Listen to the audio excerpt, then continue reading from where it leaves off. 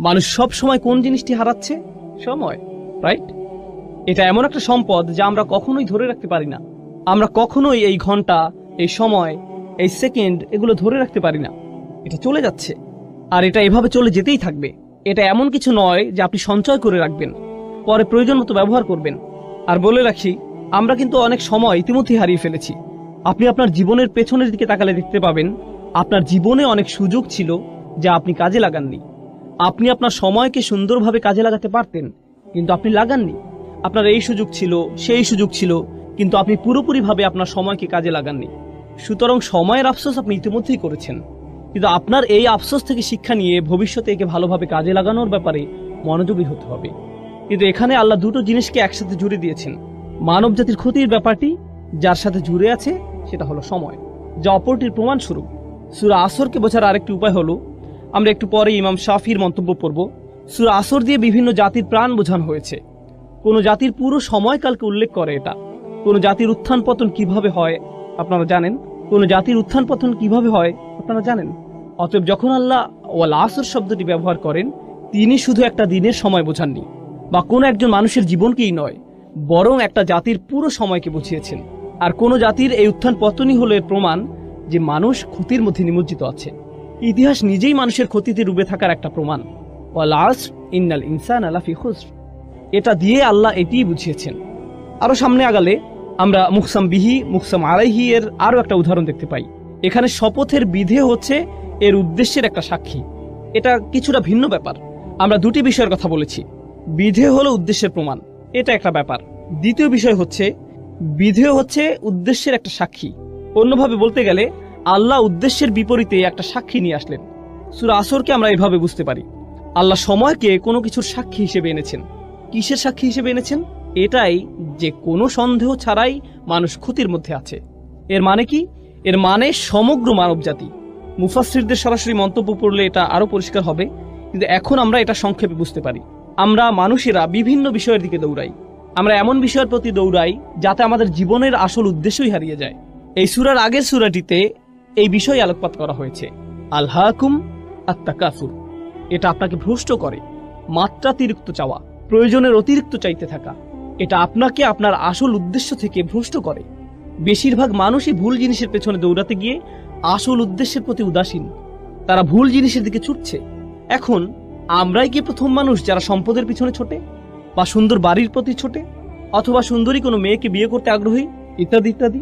যাই হোক, আমরাই কি প্রথম মানুষ যারা এসবের পেছনে ছুটছে, নাকি পূর্বের মানুষেরাও এসবের পেছনে ছুটেছে? তারাও ছুটেছে। তারা এগুলোকে সফলতা ভেবে এসবের পেছনে ছুটেছে। যখন তারা এগুলো পাবে তারা সফল হবে। আর আল্লাহ সময়কে সাক্ষী হিসেবে নির্ধারণ করেছেন, যাতে আমরা দেখি পূর্ববর্তীরা এসবের পেছনে ছুটেছে আর ব্যর্থ হয়েছে। অন্যরা এসেছে, তারাও এসবের পিছনে ছুটেছে এবং ব্যর্থ হয়েছে। পরের লোকেরাও এসেছে এবং একই কাজ করেছে। হাজার বছর ধরে শত শত প্রজন্মের লোকেরা একের পর এক এই একই কাহিনী চলে আসছে। আল্লাহর এক অসাধারণ সৃষ্টি এইসব ঘটনা অবলোকন করছে। এটা একের পর এক এসবের সাক্ষী হয়েছে, আর আমাদের বেলায়ও এমনটা ঘটেছে। অন্যভাবে বললে মানব জাতির করুণ পরিণতির সাক্ষী হচ্ছে সময়। পরিশেষে আল আসর শব্দটির ব্যাপারে বলবো, আমরা এর ভাষাগত বিশ্লেষণে গেলে এটা আরো পরিষ্কার হবে, তবে আমরা এখনো এর সারাংশ পর্যালোচনা করছি। এর সারাংশের আরো একটি ব্যাখ্যা হলো, আসরের অন্যতম অর্থ হলো এমন সময় যা শেষ হয়ে যায়, বা শেষের সময়। এমনকি আসরের নামাজও দিনের শেষাংশে পড়া হয়, তাই না? যখন সময় শেষ হয়ে যায়। আর ঐতিহাসিকভাবে বললে প্রাচীনকালে, বিশেষ করে আরব সমাজে, আসরকে ধরা হতো এমন সময় হিসেবে যখন ব্যবসায়ী বা পর্যটকরা খুব তাড়াহুড়া করত। যখন রাত নেমে আসতো তখন তারা অনেক বিপদের আশঙ্কা করত। হয়তো তারা তাদের সম্পদ হারিয়ে ফেলতে পারে, এমন ভয় পেত। সুতরাং বেশিরভাগ হাসাল এবং বাসাল হতো আসরের সময়। সেটা ছিল সবচেয়ে ব্যস্ত এবং তাড়াহুড়ার সময়। এমনকি এটাও শপথ হিসেবে নেওয়া হয়েছে। আল্লাহ দিনের অন্যান্য সময় শপথ হিসেবে ব্যবহার করেছেন। তিনি বলেন, অসুবহি ইযা আসফার ওয়াল ফাজরি ওয়া লায়ালিন আশর ওয়াদ-দুহা। এগুলো দিনের বিভিন্ন সময়ের বর্ণনা। আল্লাহ দিনের ভিন্ন সময়ের বর্ণনা দিয়েছেন। তিনি দিনের বিভিন্ন সময়ের কসম করেছেন। এমনকি ওয়ান নাহারি ইযা তাজাল্লা, রাইট, দিনের বেলার বর্ণনা। কিন্তু আসরের বর্ণনার বিশেষত্ব হচ্ছে এটা এমন সময় যা দিয়ে তাড়াহুড়া করা বোঝায়। অন্যভাবে বলতে গেলে এই সূরার সামনের দিকে আমরা পড়ব, আল্লাহ আমাদেরকে যা করতে বলেছেন তা সম্পূর্ণ করার জন্য আমাদের অনেক সময় হাতে নেই। এটা একটা জরুরি অবস্থার মতো, যা করার তাড়াতাড়ি করতে হবে, কারণ আমরা আমাদের জীবনের ভোর পার করে এসেছি, আমাদের জীবনের সূর্যাস্তের সময় ঘনিয়ে আসছে। সুতরাং আমাদের যা করার এখনই করতে হবে। আমাদের সময় শেষ হয়ে যাচ্ছে, সময় ফুরিয়ে যাচ্ছে। এই ধারণাটি ছোট একটা শব্দ আল আসর দিয়ে বোঝানো হয়েছে। সুতরাং এই শপথের শেষ মাহাত্ম্য হচ্ছে এতে তাড়াতাড়ি করার কথা বলা হয়েছে। এখানে বেশ কজন আলেমের মধ্যে মুফতি মুহাম্মদ শফি অন্যতম, যিনি সূরা আসরের মানুষের যে ক্ষতির কথা চিত্রিত হয়েছে তার তুলনা করেছেন এমন একজনের সাথে যে বরফ বিক্রি করছে। প্রাচীনকালে তো ফ্রিজ ছিল না, তাই না? সুতরাং বরফ বিক্রেতার তো খুব বেশি সময় নেই, আর এটা দ্রুত গলে শেষ হয়ে যাচ্ছে। তাকে এই সময়ের মধ্যেই ক্রেতার কাছে পৌঁছাতে হবে এবং এগুলো বিক্রি করতে হবে। আর যদি সময় ফুরিয়ে যায় তাহলে এই সকল পরিশ্রম বৃথা যাবে। অতএব তার যে কাজ তা তাড়াতাড়ি সম্পন্ন করতে হবে। এই সূরার মাঝের আয়াতের সারাংশ নিয়ে আমরা পরে আলোচনা করব। শেষ আয়াতটি নিয়ে একটা কথা এখানে বলতে চাই। মূলত সূরা আসরের শেষ আয়াতটিতে 4টি অংশ আছে, এমনটি ভাবা হয়। অবশ্যই সহজ করে দেখলে এমনই মনে হবে। ইল্লাল্লাযীনা আমানু প্রথম অংশ, আমিলুস সলিহাত দ্বিতীয় অংশ, ওয়াতাওয়াসাউ বিল হক তৃতীয় অংশ, ওয়াতাওয়াসাউ বিস সবর চতুর্থ অংশ। তাহলে এখানে 4টি শর্ত রয়েছে। প্রথম শর্ত হলো যারা ঈমান আনবে, দ্বিতীয় হলো যারা সৎ কাজ করবে, ভালো কাজ করবে, তৃতীয় হলো তারা তাদের সর্বোচ্চ চেষ্টা দিয়ে একে অপরকে সত্যের কথা বলবে, চতুর্থ হলো ধৈর্যের ব্যাপারেও তারা একই কাজ করবে। এগুলো হলো উল্লেখিত 4টি শর্ত। কিন্তু এর সারাংশ বোঝার জন্য আমরা এখন যে বিষয়টি বুঝবো তা হলো এই 4টি বিষয় হচ্ছে আসলে একটা বিষয়।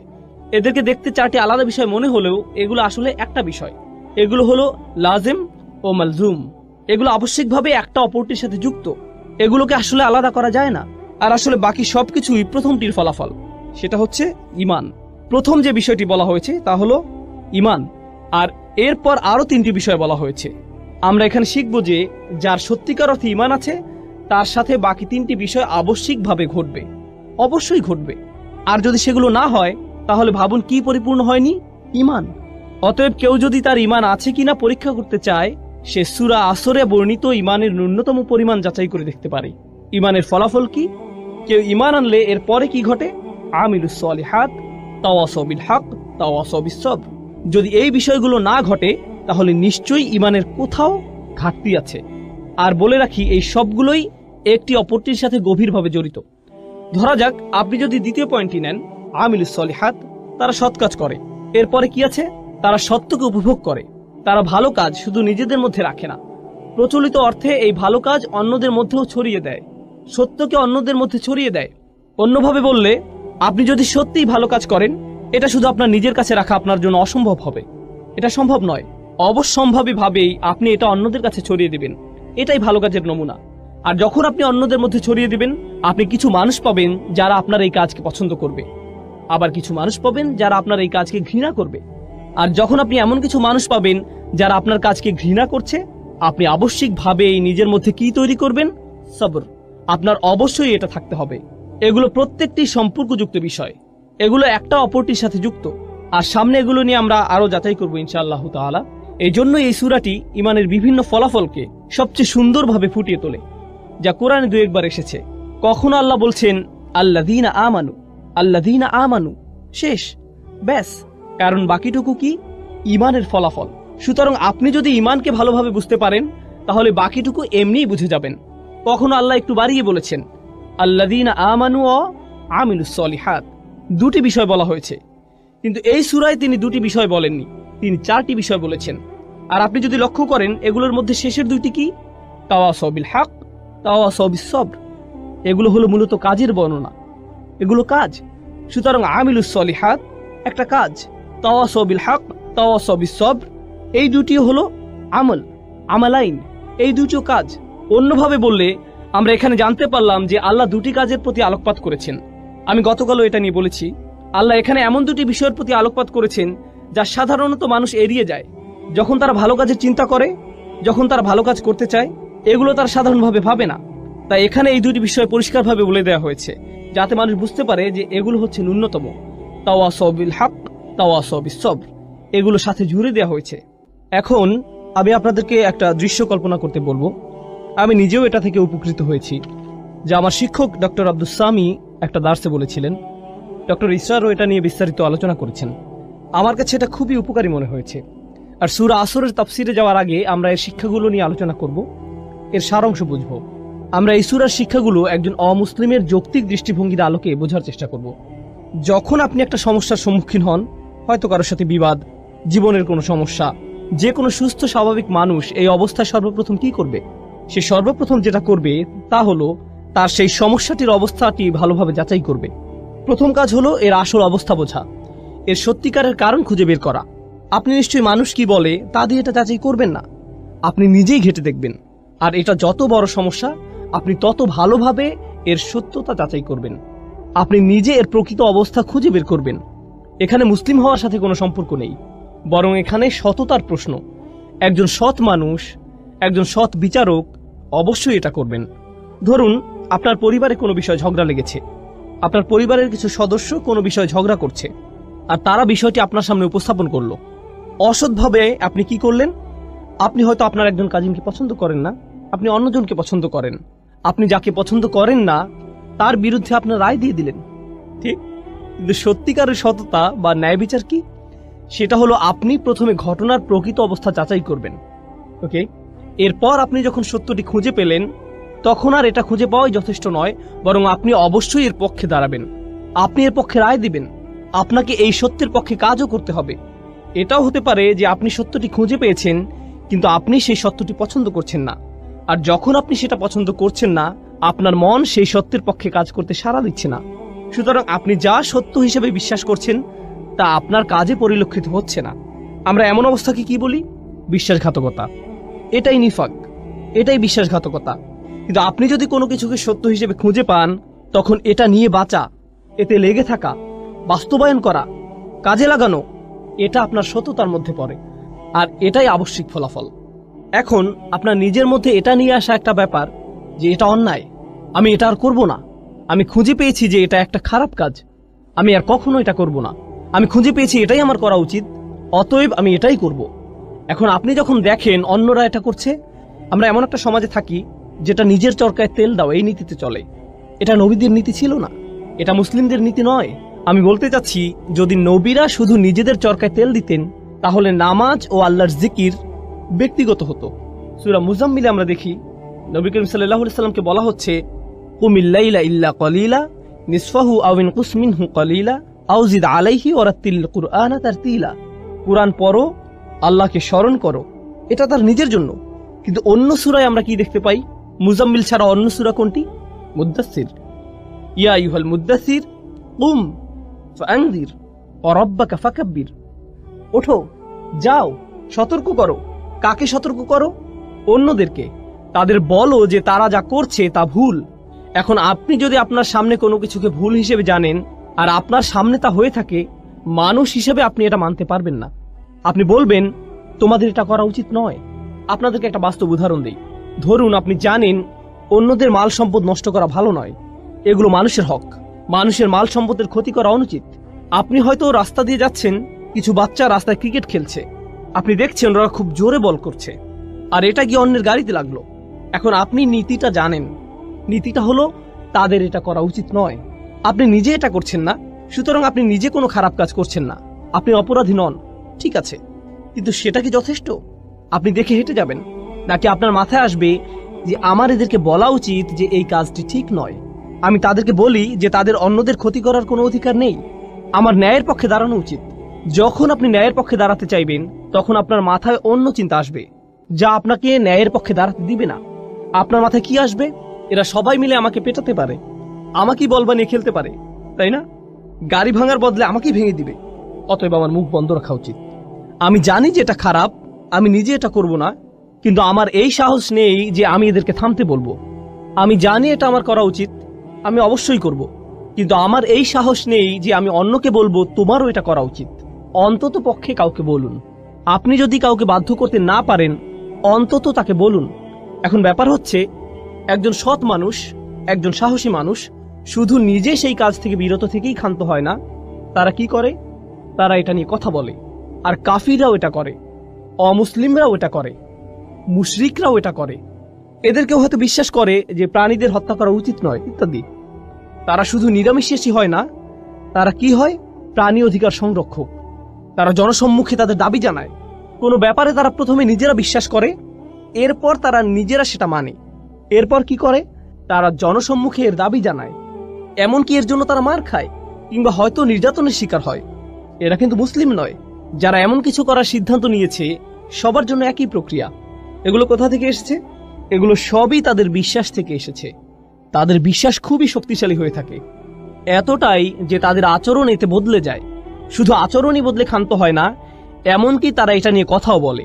আর যখন তারা এটা নিয়ে কথা বলে নানান সমস্যায় পড়ে, তারা ধৈর্য ধরে, মনে প্রাণে ধৈর্য ধরে। তারা লেগে থাকে, যাই হোক না কেন আমরা এটা আদায় করবই। সুতরাং এই পুরো প্রক্রিয়াটা শুরু হয় বিশ্বাস থেকে। এখানে বলে রাখি, শুধু ইসলামেই এমন হয় না, বরং যে কোনো আদর্শের ক্ষেত্রে এটা প্রযোজ্য। কমিউনিস্টরা এমন করেছিল, টিএনএম স্কয়ারের ছাত্ররা এমন করেছিল, ইরানিরা এমন করেছিল। যখন তারা শাহদের বিপক্ষে জিতেছিল, তারা প্রথমে বিশ্বাস করেছে, তারা নিজেদের পরিবর্তন করেছে, তারপর তারা এর পক্ষে দাঁড়িয়েছে, এটা নিয়ে কথা বলেছে। যখন কোনো সমস্যায় পড়েছে তারা ধৈর্য ধরেছে। এমনকি অমুসলিমদের ইতিহাসেও তাকালে গান্ধীর বিপ্লব সম্পর্কে দেখতে পারেন, একই ধারণা, একই যৌক্তিক মূলনীতি। বলে রাখি, মুসলিমদের কথা বাদ দিলাম, অমুসলিমদের মধ্যেও যখন কেউ এমন প্রচেষ্টা করে, যারাই এই নীতি অবলম্বন করেছে, এর অনুসরণ করেছে, তারাই ইতিহাসের নায়ক হিসেবে আবির্ভূত হয়েছে।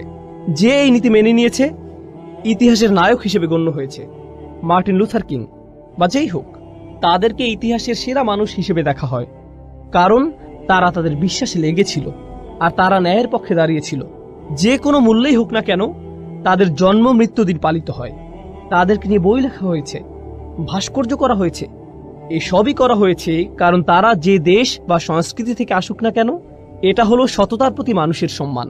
কিন্তু ভাবুন, আপনি কোনো কিছুর জন্য লড়াই করছেন যা মূলত পরিপূর্ণ নয়। ইতিহাসের মহান মানুষেরা এর জন্য লড়াই করেছেন, তাদের চেষ্টা সংগ্রাম অনুসরণীয়। তারা এই লড়াইয়ে তাদের জীবন দিয়েছেন, যা হয়তো সত্যের পক্ষে, কিন্তু এটা কেবল সত্যের একটা ক্ষুদ্র অংশ, এটা পরিপূর্ণ নয়। কিন্তু আল্লাহ আমাদেরকে সত্যের পুরোটাই দিয়েছেন। তাহলে তারা যদি সত্যের ক্ষুদ্র একটা অংশের জন্য এতটা ত্যাগ করতে পারেন, আপনি কি এই সকল মানবাধিকার কর্মীর সাথে একজন মুসলিমের তুলনা করতে পারেন? একজন মুসলিমের কতটা ত্যাগের জন্য প্রস্তুত থাকা উচিত? আর তারা যদি নিজেকে পরিবর্তনে এতটা সচেষ্ট হয়, তাহলে একজন মুসলিমের নিজেকে পরিবর্তনে কতটা সচেষ্ট হওয়া উচিত? তারা যদি কোনো দাবি আদায়ে এতটা সোচ্চার হয়, তাহলে একজন মুসলিমের কতটা সোচ্চার হওয়া উচিত? তারা যদি কোনো একটা অন্যায়ের বিরুদ্ধে এতটা প্রতিবাদ জানাতে পারে, একই সাথে তাদের বিশ্বাসে একাগ্র থেকে সত্যের পক্ষে দাঁড়াতে পারে, কথা বলতে পারে, তা যে কোনো মূল্যেই হোক না কেন, আল্লাহর জন্য একজন মুসলিমের তার চেয়ে কতটা বেশি সোচ্চার হওয়া উচিত? কাফিরদের মধ্যেও ঈমানের গুণ থাকতে পারে, তারা সবরের ক্ষেত্রে এতটাই দৃঢ় হয়ে দাঁড়াতে পারে, এমনকি একজন মুসলিমের চেয়েও। এজন্য সূরা আল ইমরানের শেষে আল্লাহ বলছেন, ইয়া আইয়ুহাল্লাযীনা আমানু ওয়াসবিরু ওয়াসাবিরু ওয়ারাবিতু ওয়াত্তাকুল্লাহ। তোমরা যারা বিশ্বাস স্থাপন করেছো, যারা নিজেদেরকে ধৈর্যশীল বলে দাবি করো, তোমরা ধৈর্যে প্রতিযোগিতা করো। অর্থাৎ আপনার শত্রুদের মধ্যেও সবর আছে, তাদের বিশ্বাস আছে, তারা সেই অনুযায়ী কাজ করে। আর এটা যত কঠিনই হোক না কেন, আমাদের ধৈর্য ধরতে হবে, আমাদের সামনে এগিয়ে যেতে হবে। আপনাকে তাদের সাথে সবরের প্রতিযোগিতায় নামতে হবে এবং প্রতিনিয়ত এটা চালিয়ে যেতে হবে। ওয়ারাবিতু ওয়াত্তাকুল্লাহ। আর আপনার এমন কিছু আছে যা তাদের নেই। আপনার তাকওয়া আপনাকে শক্তি দেবে, তাদের তাকওয়া নেই, এটা তাদের শক্তি যোগাবে না। আপনি সবরের এই প্রতিযোগিতায় তাদেরকে হারাতে পারবেন। সুবহানাল্লাহ। তাহলে তাফসিরে যাওয়ার আগে এটাই ছিল এই সূরার সারাংশ। এখন ইনশাআল্লাহ তাআলা শুরু করতে পারি। আমরা প্রথমে ওয়াল আসর আয়াতটি নিয়ে শুরু করব।